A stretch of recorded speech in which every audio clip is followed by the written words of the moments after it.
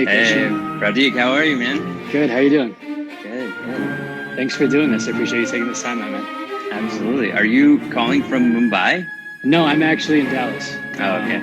Yeah, I've been working in India for the last year, but I'm from Dallas, so I came home for this whole situation. I didn't know if the hat was a fake out. Oh no, no. Where are you, man? Where are you right now? In Los Angeles. Cool. So let's dive right into this, man. I want to know how you got started.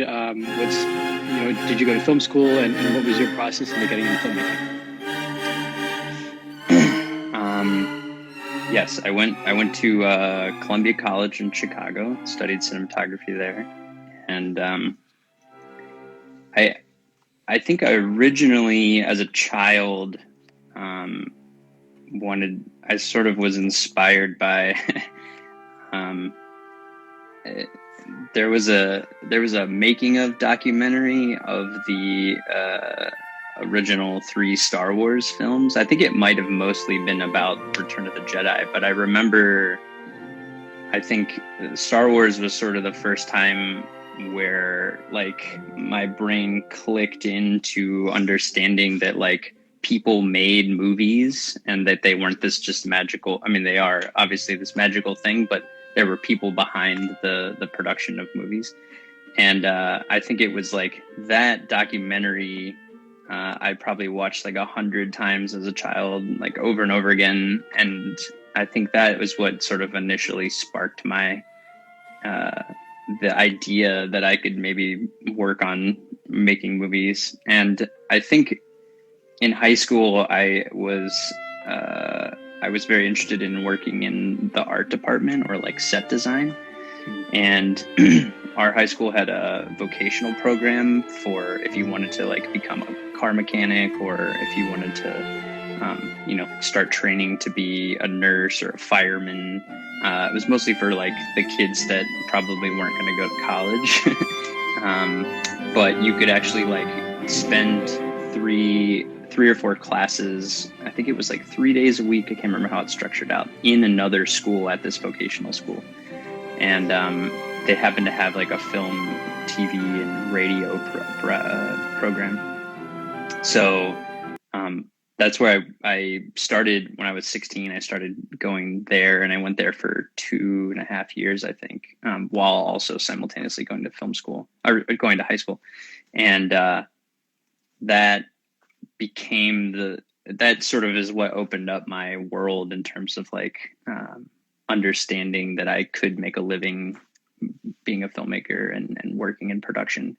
This was all in Chicago, and a couple of kids that were in the program with me, like all different schools from around the Chicagoland area, all kind of fed into this vocational college or vocational school. So there was a bunch of other students from other high schools, and a couple of the kids went to Columbia College in Chicago, like a year ahead of me. And so they sort of convinced me that that might be the best option locally, unless I wanted to like leave, leave the state or go to NYU or USC. Right. And I kind of like the idea. I love Chicago as a city, and I kind of like the idea of maybe like living in the city and going to school there at the same time. So, but yeah, luckily enough, when I got to Columbia, I kind of knew a couple of people who were already working, a year or two ahead of me. So, like my first semester, I got to be on set and work on pretty big advanced productions, which for like a first semester freshman was like unheard of. So I kind of got like an unfair advantage over some other people. Yeah, actually Adam Kaligas, who's really incredible key grip who does Insecure. He and I met in high school, and when I got to Columbia, he sort of like brought me onto all the productions that he was nice. gaffing or key gripping, and so I sort of like got in really early. So yeah, it was cool. Right, and so when you came out of that program, what was it like for you getting into the industry on your own? I noticed in your filmography there's tons of shorts in the beginning of your career. So what was that like for you to get started? Yeah, at the time, I was kind of getting out of college. Basically, like my last semester of college was right when the Red camera was announced.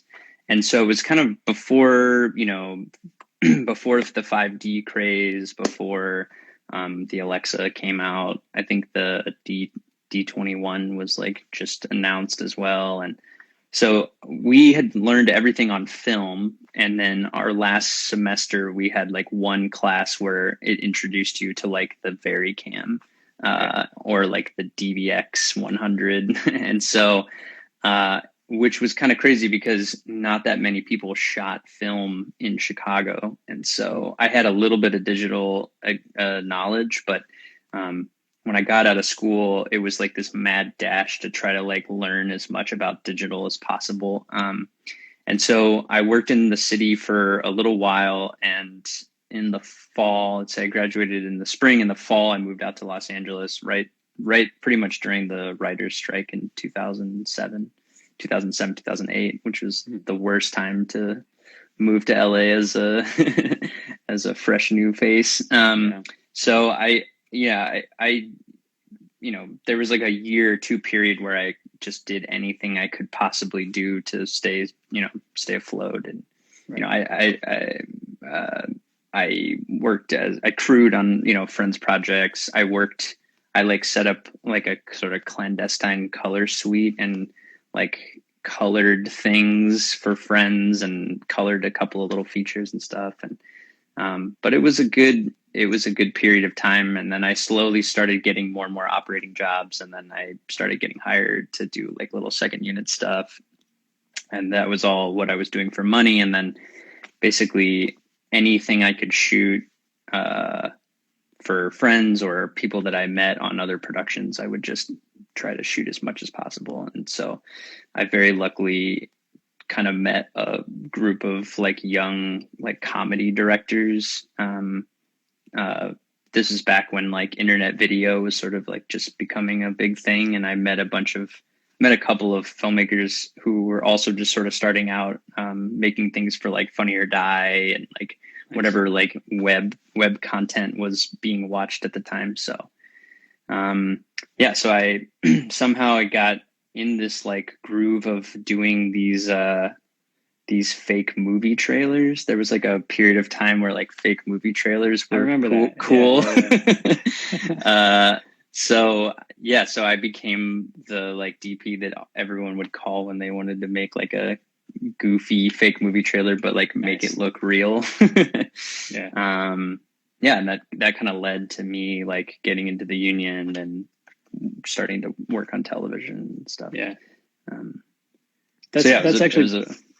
It's pretty fascinating you say that, because in the last few years, some of your work that's really stood out, it's like the cinematic naturalism that you bring into like the comedy drama space, which just seems like the perfect blend of these like these trailers and like the Funny or Die mentality. That's very cool. Yeah, that's we always kind of joked that like Funny or Die was like a lot of people's like master's degree. Because, it was like this Roger Corman model where you're just like, cranking things out for no money, and it's all your friends. At the time, none of us were working on anything. So like anytime we would get a job, there was probably a couple, maybe 24 or so people that I graduated with that all kind of moved to Los Angeles over the course of a couple of years. And we, anytime one of us would get a job, we would just like call everyone up and get everyone to come crew. And so now, like some like very big gaffers in town or other big DPs, back then they would like be pulling focus for me, or I'd be gripping for them. And, it's just kind of a cool way for all of us to keep working together and learn. Yeah. Gotcha. So with Last Man on Earth, and with Baskets and Glow in Atlanta, like that naturalism that I mentioned, is that something that you feel is just like a way you see light and camera movement that you kind of gravitated towards, or is that just kind of like the jobs that have fallen into place? And and those are kind of like the way you saw things with those stories in particular. Yeah, maybe a little bit of both. I think that I naturally gravitate in that direction towards naturalism. There's something about there's something that I really like about like the truth, the cinematic truth of an image. But then if you can contrast that with a story element that maybe is absurd or maybe is unbelievable or is fantastical, I think there's like a really interesting tension, like storytelling tension that you create that way. So Right. I think that I naturally gravitate in that direction, and then I also think that I have just looked for or found those types of projects that I could kind of do that on, if that makes sense. Yeah. I think Last Man on Earth. I think Last Man on Earth was around the time where I started realizing, like, I think I'm just gonna do what I think is right or pitch them what I think is right, and if they don't agree, then that's why I shouldn't do the project. And so I remember going in and pitching with Lord and Miller, and I was like, it should just feel, like there's no electricity, so there should just not be lights on, and if things take place at magic hour, then we should make them take place at magic hour, and which obviously sounds pretty remedial at this point, but at the time on Fox, for Fox comedy, a lot of executives were very concerned about that pitch, but Lord and Miller were like, yes, that's exactly what this show needs. So I think it's a little bit of both. Right. With Atlanta, with that episode, Teddy Perkins, that I posted about, it just was an amazing blend of genres, as I think the whole show is in a lot of ways. And then also, I think that episode in particular seemed to venture out in a little bit of a different territory from the rest of the show. With that episode in particular, when you are kind of going in a different direction from the rest of the show, what's the starting point? How do you guys kind of formulate how to put everything together? What's the visual world that you have to create there? Teddy Perkins was the first script that I think Hero and Donald had pitched to me at the beginning of season 2. Okay. And it was funny because we had sort of kept it a secret. We'd kept the script a secret, and we'd also kept Donald in the prosthetics a secret. Yeah. And so we knew that it was like a little bit of, I guess, pulling a prank on the crew and and the people that like weren't in the know. But at the same time, I think that sentiment was ultimately what we were trying to go for. Not necessarily a prank, but we were obviously trying to pull something off that was different than the rest of the show. And so I would say that script, we had probably the most amount of time to scout and sort of like formulate what we're going to do, because the way that the show works is basically we prep a lot up front, and then we just start shooting, and then sometimes we'll get some additional scripts or rewrites, or a script will get killed and we'll get a new script. And so some of those scripts we have very, very little time or a day to prep. And Teddy Perkins was luckily a script that we could sit with for like several months and sort of talk about. And so, we put a lot of time at the beginning in prep for that, but then also like, I think it was maybe 5 or 6 episodes into the season. So like every day that Hero and I would like drive to work, we'd be pitching each other ideas on Teddy Perkins, and like we were scouting houses because the location played a huge role in the story, and we were scouting houses for like probably a month until we found this like insanely perfect house. So yeah, there was just a lot of extra discussion that got to go into that, and we knew aesthetically that like we wanted to separate it from the rest of the season, and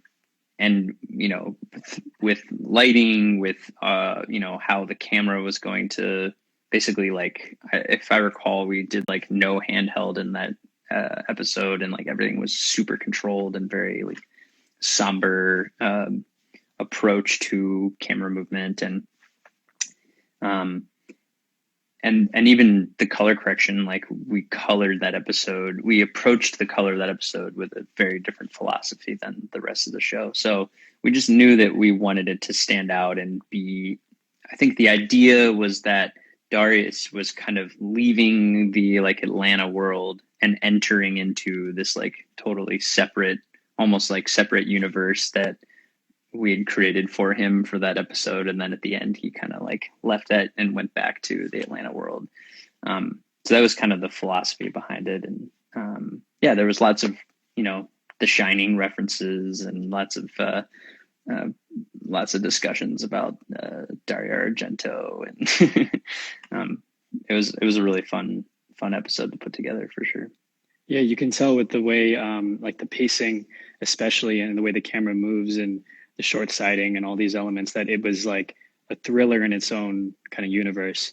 I even read somewhere that you guys kept Lakeith in the dark, which is pretty fascinating, or at least Yes, in the beginning. I think he found. I think like the like a makeup person. Someone spilled the beans, or a background person, or something. Someone spilled the beans like 2 or 3 episodes in. But yeah, I mean, Donald was 100% in character the whole time, and it was amazing. Like our boom guy didn't realize it for a couple days, and it was really cool. I think when we went into it, there was maybe only like a dozen or so crew members that really knew it was him. Uh, Everyone just thought it was like a weird has-been actor that had a lot of plastic surgery. Yeah. Yeah, it was very crazy. So with season two, I noticed like a heavier presence of grain or noise or something in that world. I think you guys still shot it digitally. So what was the process there, and why did you decide to bring that element in? Yeah, so so our colorist Ricky Gosses at MPC LA, he has been on the show since the very beginning, since the pilot, and you know, a lot of the look of the show he has sort of, you know, co-authored with us, and we knew that we wanted to, you know, we were sort of purposely underexposing the image, and purposely sort of trying to like ride the Alexa on the bitter edge of what is acceptable. And I shot a series of tests in the beginning of both seasons, and Ricky and I sort of collaborated together and tried to figure out like where was the best place for us to be exposing on set, and how much grain the camera would be adding versus how much grain we would add digitally. Um, and then so season one, obviously, once we sort of experienced season one and decided what we wanted to keep and change and advance, season two, the sort of mandate from the creatives and from Donald and the writers was that, you know, the like Robin season aesthetic, basically we wanted it to be a darker, more bleak, more a little bit more grungier world, just to support this idea that like it's this season of the year in Atlanta where, you know, crime is a lot higher and things seem to be like even more, everyone seems to be a little bit more on edge. So yeah, grain was just something that we thought would sort of add to that story. And then also in the second to last episode, we did a film out on that episode. So that episode is particularly grainy. We shot in Super 16 mode on the Alexa, and then did a film out to 35 mil, and then scanned it back in. So, and then I think we maybe added grain on top of that. So it's a very grainy episode. But yeah, I think I have now crossed over into the land of like, I can't look at my own work without grain on it. It just doesn't, it Really? feels weird and plasticky. And I think Yeah. grain, if it's, you know, if it's generated grain, or if it's film scans that you're laying over, or if it's actual film stock, I think grain, there's something like magical and special about grain that sets a grainy image apart from an image that, or images that we see every day from, you know, our iPhones or on most of television. So Yeah, I think when I saw Guava Island, so much of that transportive like quality is in the film itself, like it's in that yeah. texture. Um, how did you? I just want to go back a little bit. How did you get involved in Atlanta and working with Hiro Murai, and continuing to collaborate with him? What's that been like? It's been amazing. Hero, yeah, Hero and I actually, funny enough, I shot a second unit day for Hero. I think Hero's very first commercial that he directed, like years earlier. I was like second unit DP on like a miniatures. I think it was a Nokia commercial or something. And so we had met then, and just kind of like stayed in touch and bumped into each other at parties. And we have a lot of mutual friends and in the sort of like, I guess, music video community in LA. Um, and Donald, I sort of knew peripherally from like UCB and through some other friends and other directors, and I'm not sure. They reached out to my agents, and I read the pilot, and it was awesome. And I was like, I don't know how this will ever be a show, but I love Yeah. to do this.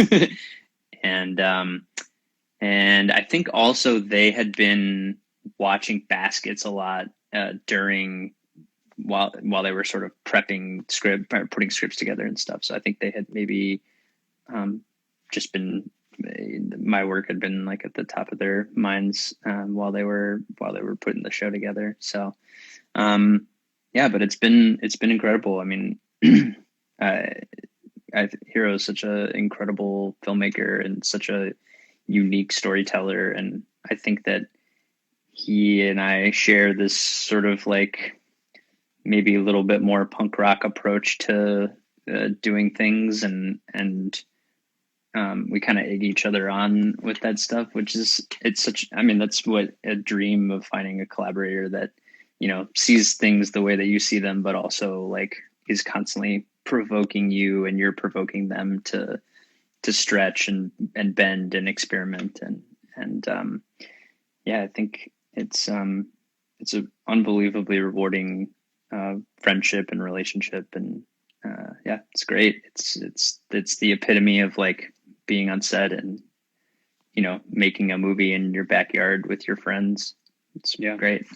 You mentioned that on Atlanta, oftentimes you'd get a script and have a day's worth of prep. And because of the way you guys kind of see eye to eye on things, does that mean like on set you guys are really organic? Are you guys coming up with a shot list kind of the day before when you do have that prep day, or are you guys just kind of like seeing things in the blocking and then just going with it scene by scene?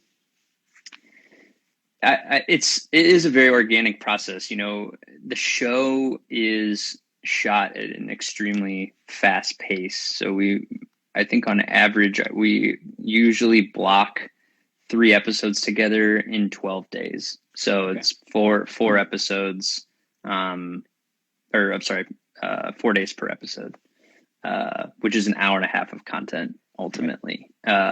So, you know, that pace has dictated a lot of like the aesthetic of that show.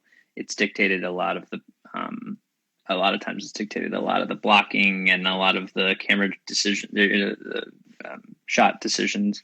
And at the same time, you know, I think as filmmakers on a schedule like that, it's somewhat your responsibility to at least give some version of a plan to like your AD and your producers and your art department and your location department. So we do try to go through the scripts. We have a lot of like very theoretical discussions on like what is the story of this scene, or like whose scene is this, and a lot of that informs the type of coverage that is necessary. There are definitely times where we're making, you know, like what is the bare minimum that we need to to tell this story decisions. But yeah, I think we try to go into a scene or approach a day with at least some version or an outline of a shot list. Usually it's pretty remedial, and it's more so just to remind us of the discussions that we had.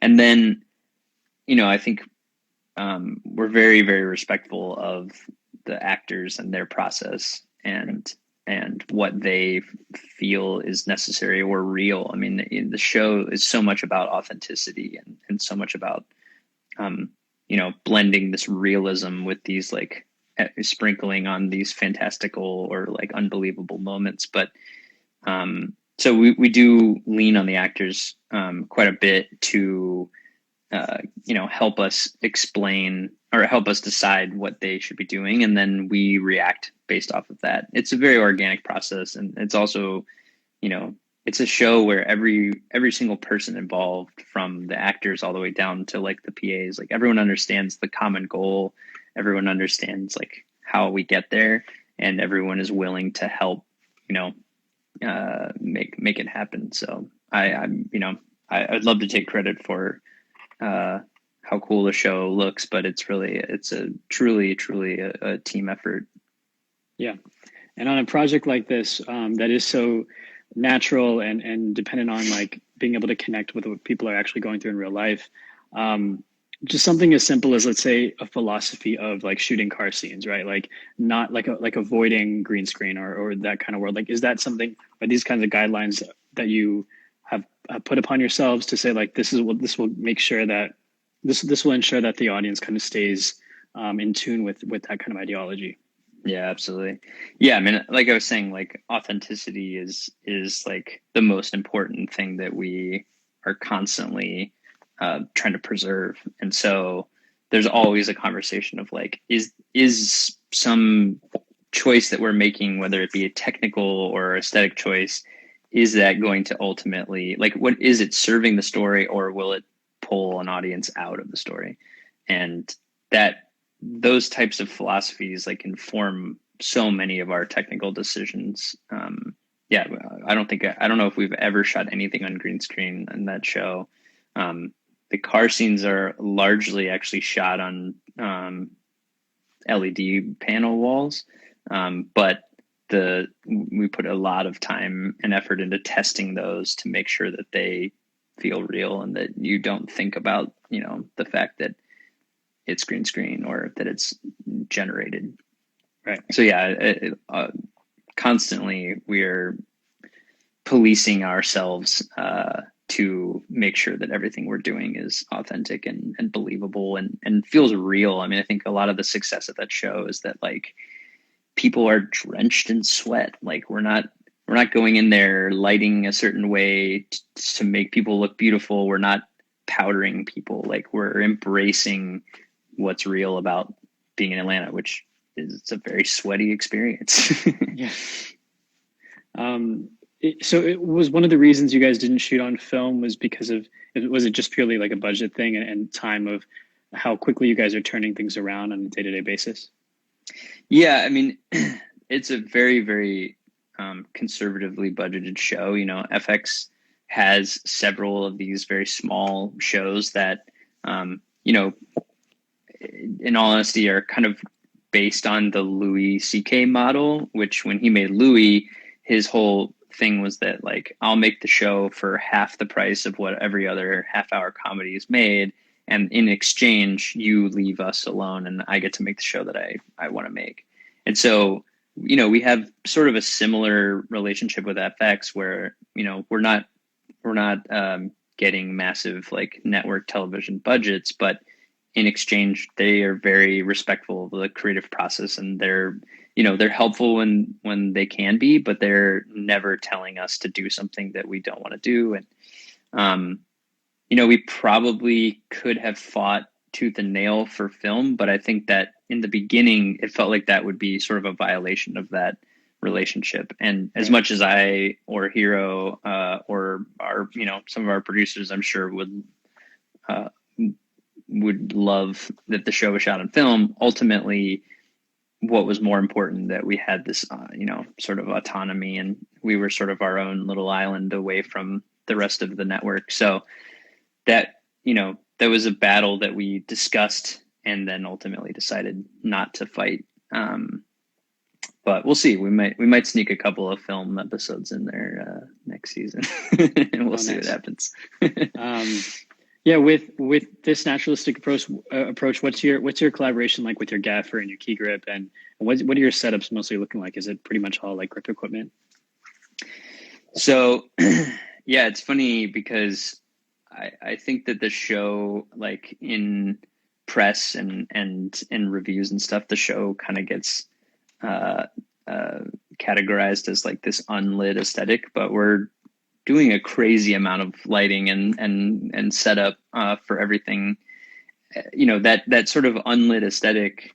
Uh, there are moments and times where you just like happen to be in a great place and you've choreographed the entire production to like shoot at this perfect time of day, and there are definitely those moments on the show, but more often than not you're doing like 3 location moves a day and you are losing this location at noon, so you have to shoot the sunset scene at 11 a.m. and it's mostly logistics or preventing like all those idealistic naturalism moments. And so there's a great deal of grip control happening, and basically any interior that we're in, we almost end up treating it like a stage, where basically like every window has some form of control and light that's coming in, and we're changing lighting setups when we're moving directions. And we do try generally to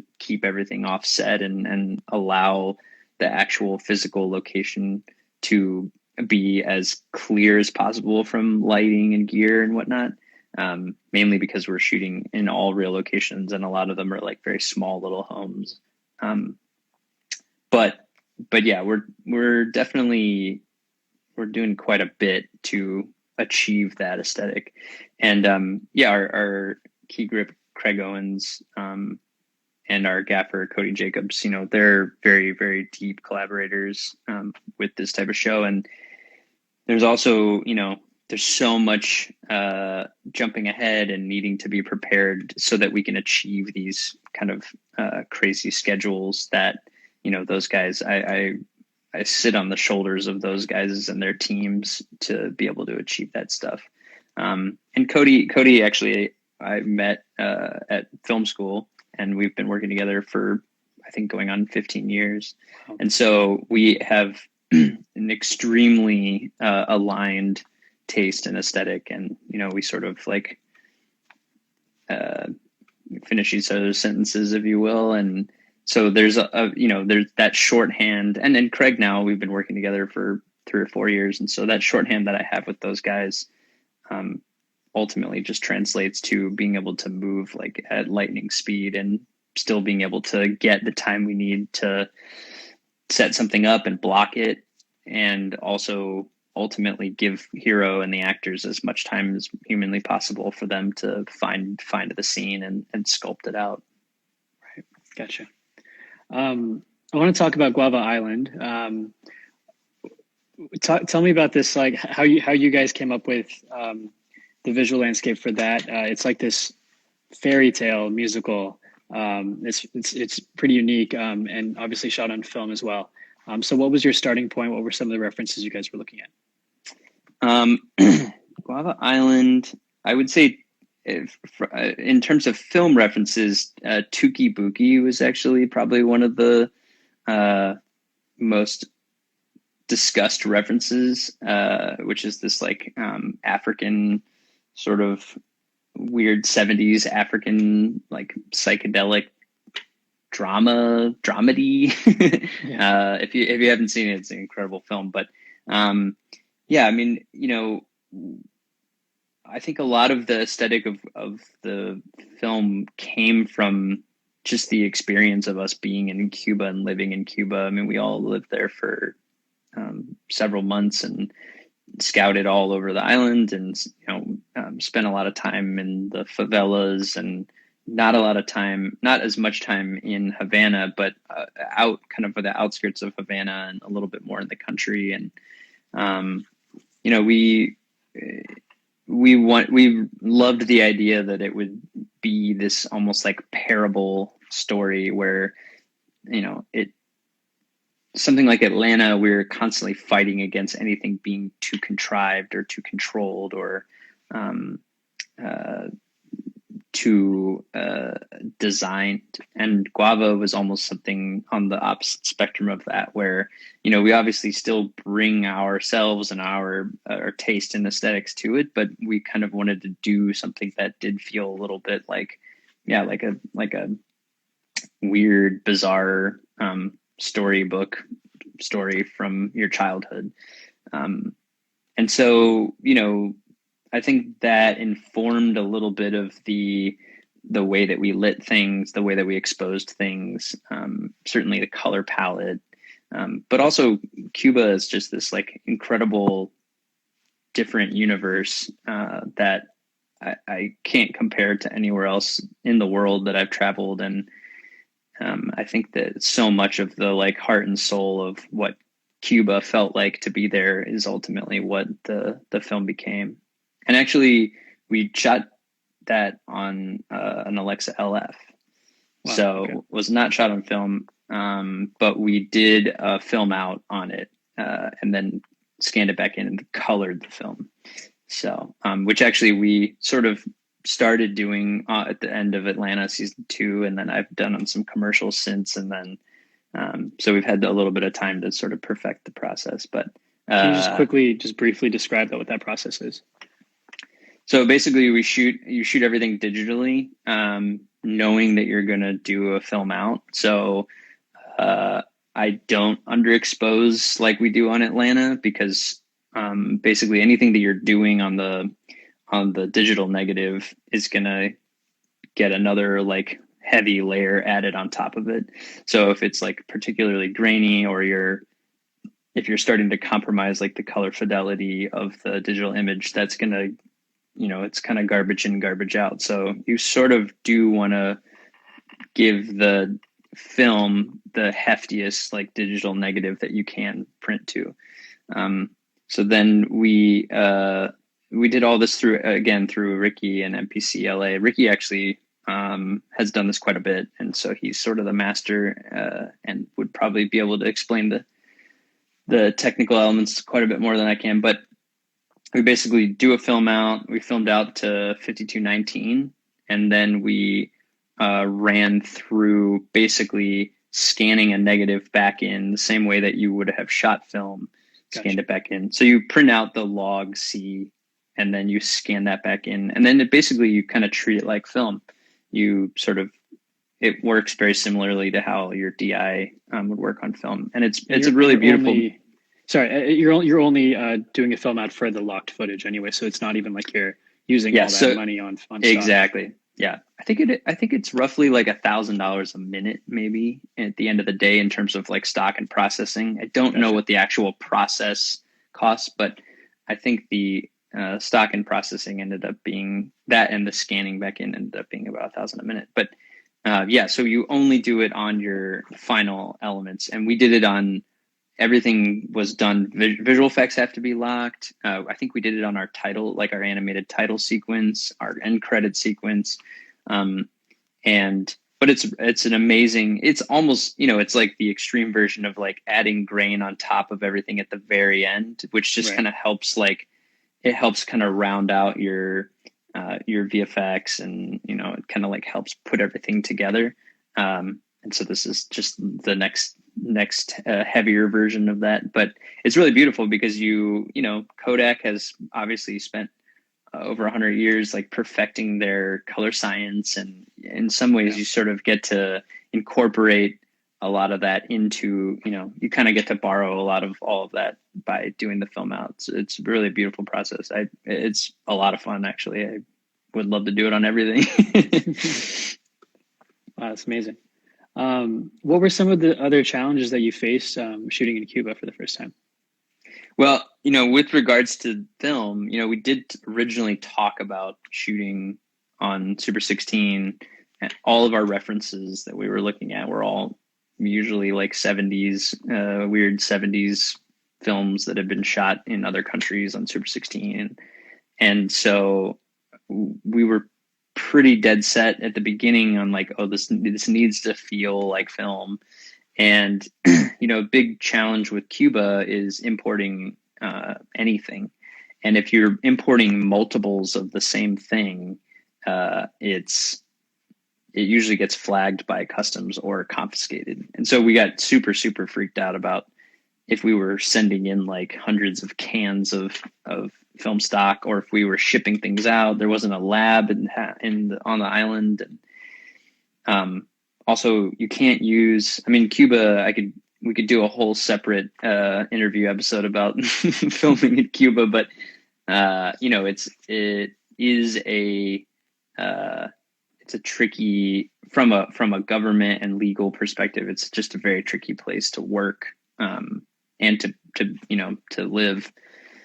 So it was very challenging for the art department because we were basically trying to source whatever we could from the island, but we had suitcases of wardrobe that were confiscated, and we had lights that we had tried to sneak in luggage that were confiscated, and getting equipment onto the island was a very big challenge. And no one does this. No shipping companies. No one has experience like, oh yeah, we can ship stuff to Cuba. And so we had like several like shipping logistics companies sort of bail on us like halfway through the process of getting our like grip electric camera package down there. It becomes a lot of like, it's like dudes like throwing lights and cameras in bags and like getting on an airplane and flying it down. Like it's a very humbling process. It makes production just is an infinitely more challenging thing. Like most people, some people don't have internet, or some people don't have cell phones. So like when you're trying to get extras, when you're trying to get 500 extras for a crowd scene, like you have to give them a call sheet 3 days ahead of time. You can't change the call time because there's no way to tell people. And you also most people don't have cars, so you have to like provide buses, and it just every single aspect of production there is really difficult. And then from like a cinematography standpoint, we had an excellent crew there. We brought some crew down, really excellent local camera and grip electric crew. I was amazed by the quality of the team down there, and just lovely people, and very, very well educated.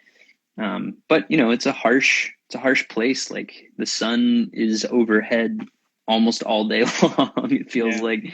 And it's a very high contrast place. We were there in the dead of summer, so you're dealing with extreme heat and extreme moisture, and lots of crazy weather. And it was very challenging. A lot of like what you would hope are like available lights in streets at night, a lot of times are very, very, very dim, like compact fluorescent bulbs that are like hanging on a wire. And so everything just was, it was a lot more work to get anything done. But at the same time, it was very, very rewarding, and I really enjoyed the experience at the end of the day. Nice. The knitting warehouse. Can you talk about what that was like? Was that completely designed from you guys? Was that something that existed? And how do you? What was your process for pushing all this light in and also keeping it naturalistic? Yeah. So that warehouse, we looked at a couple of different factories, and that one was like so close to what we had found in our or that we had imagined in our minds, and sort of pulled references to. And we walked in and we were like, oh my God, this is the one. We basically, there was like 2 gigantic banks of windows, sort of on the north and south side of the building. And then there was like overhead, sort of like skylights that weren't flat. They were sort of like side skylights. So they let in fill, but they didn't let in any, like they let in the sky fill, but no like direct sun came in. Nice. So there was a lot of like grip controlling, where the ambience was coming from. And then we basically just set up, very large bounces, like 12, 20 bounces, or, as far away as possible, and just sort of let that play and then sort of sculpt around with gripping and negative fill and such. But yeah, I mean, and then we relied quite a bit on atmosphere, which also getting a haze machine. I just am remembering now how hard it was to get haze juice. They had haze machines, but it was like, oh man, if you want to get haze juice, you got to get it from the States. And then when some producer had to fly, I think one of our from the production company, like someone flew with like 4 gallons of haze juice.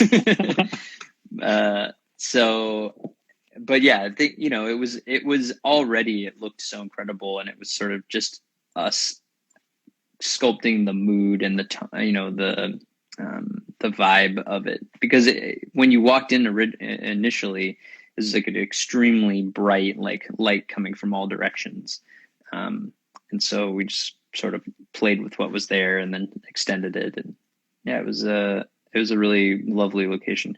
Very, very hot. Very hot. Yeah. Every location is very hot. I can imagine. Yeah.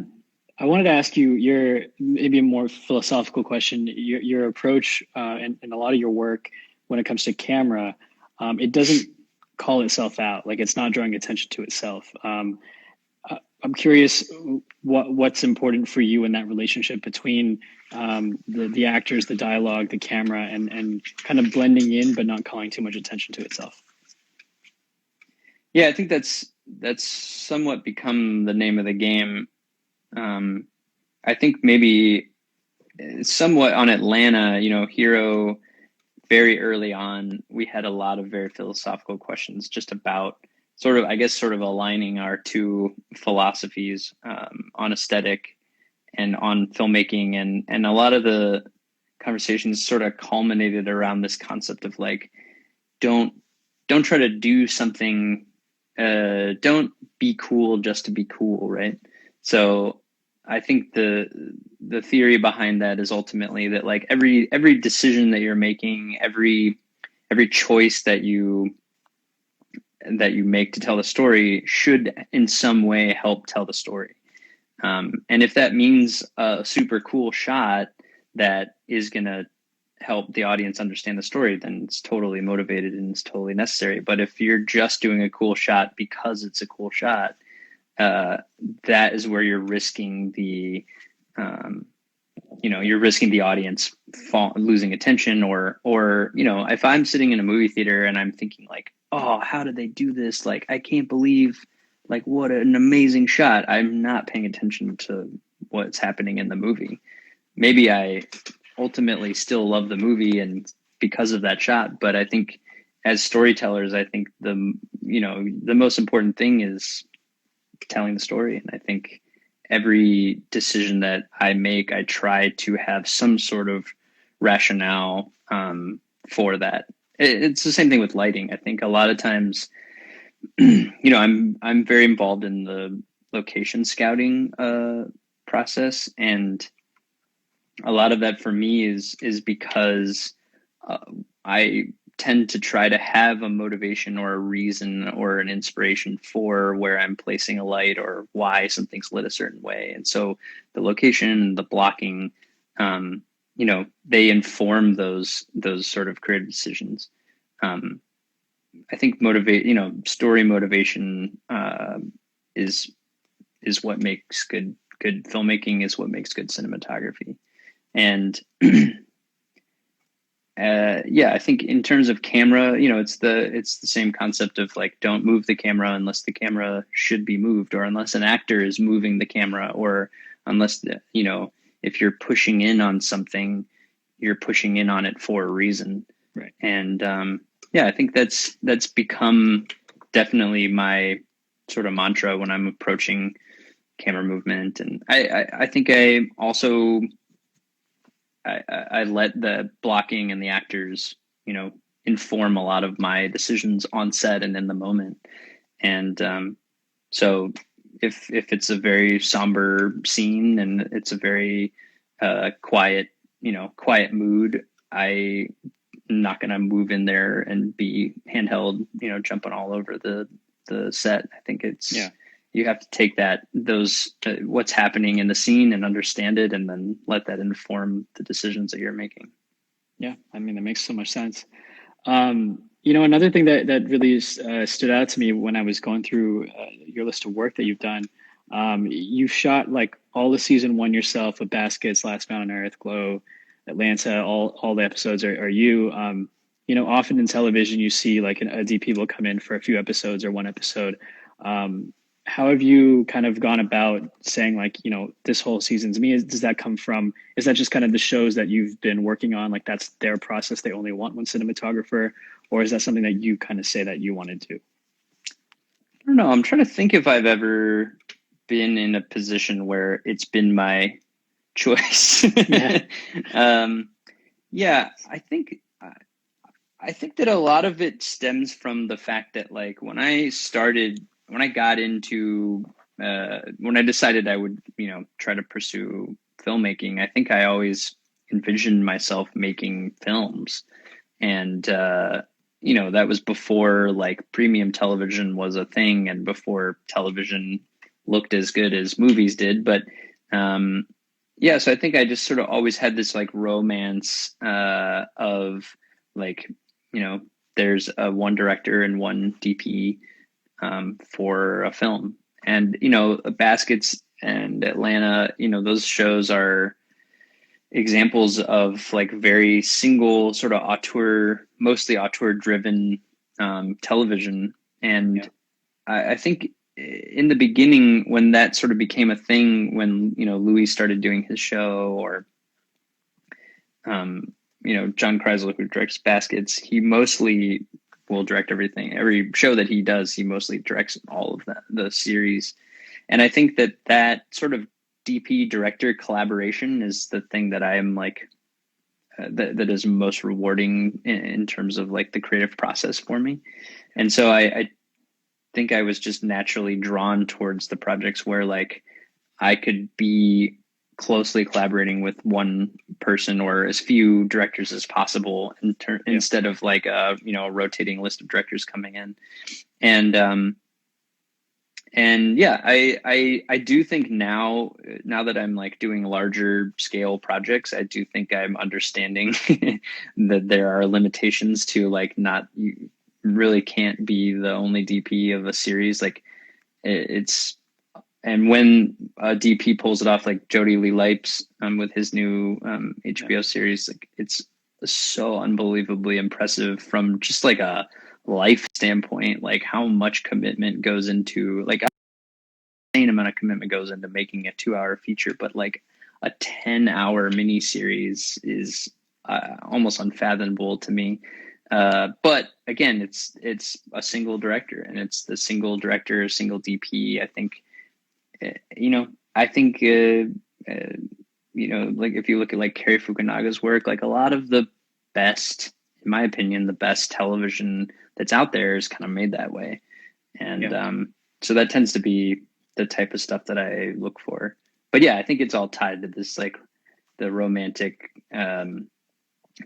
idea of like filmmakers and auteurism, if you will. Yeah, gotcha.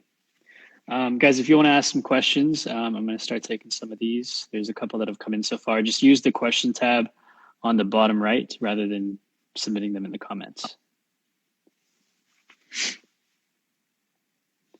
Okay, what is the process of prepping with the director, choosing the color palette of the show, particular framing of each character? I think that's the end of the question. I think every process is going to be different with every director. I think every director has their sort of own way that they've done it. And, I think I have an ideal way, but I think part of your job as a cinematographer is you have to be able to you have to be malleable and be able to adapt to what the director's process is, because ultimately you're there to help their process.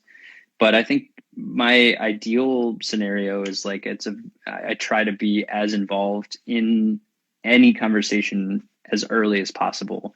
I try to go on director scouts. I try to, be in all of the, very, very, very early production meetings. I try to get as much prep as possible and really like live in the project. I think with Guava Island and Atlanta,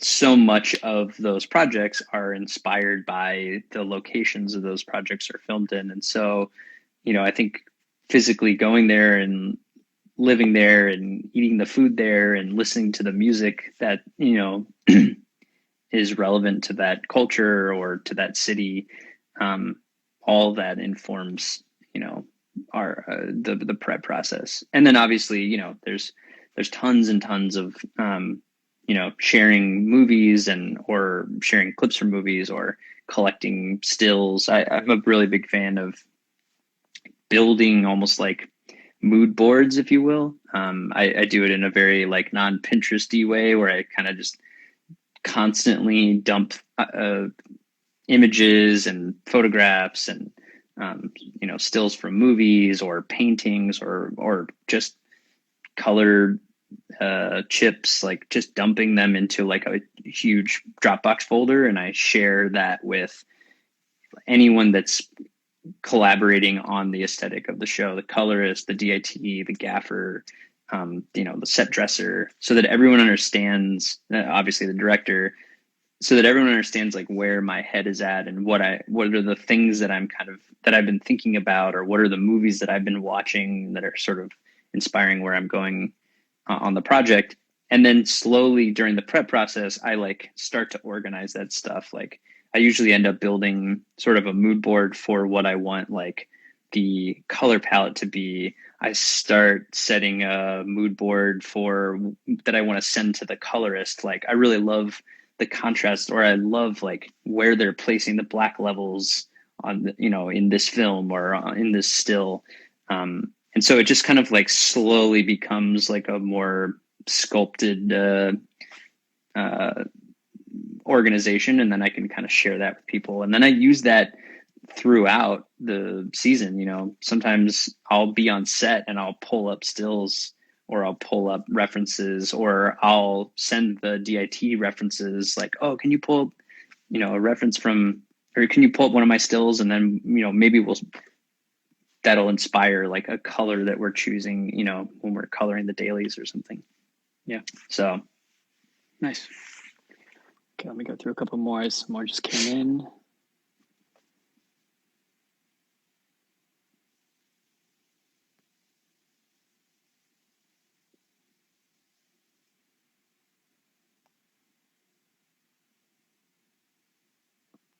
Okay. What a crazy technology that we're using right now. Seriously. It's awesome. All right, we've got a minute left on this chat, so we'll just quickly take this as the last question, man. What's been your favorite moment working on Atlanta? Oh my God. I can't even begin to think. Geez. So many crazy moments. I mean, there's just like these incredible things that happen on that show. I think probably Cat Williams was pretty incredible. Yeah, I would say probably the alligator. I'll say the alligator from the Alligator Man was probably my favorite moment. I convinced our camera operator that he had to do the shot and that I would be in the DIT tent, and he was so scared. And the first take, the alligator came out and then turned right at the camera and started like charging the camera. Wow. And it was I don't know if I've ever laughed so hard in my life. It was amazing. Nice. That was awesome. Christian, I think that brings us to the end of this session. Thank you again. It's been awesome chatting with you and hearing about your experience and all your insight. Thank you, man. This was awesome. I appreciate it. Take care, man. All right. Have a good one. You too. Bye.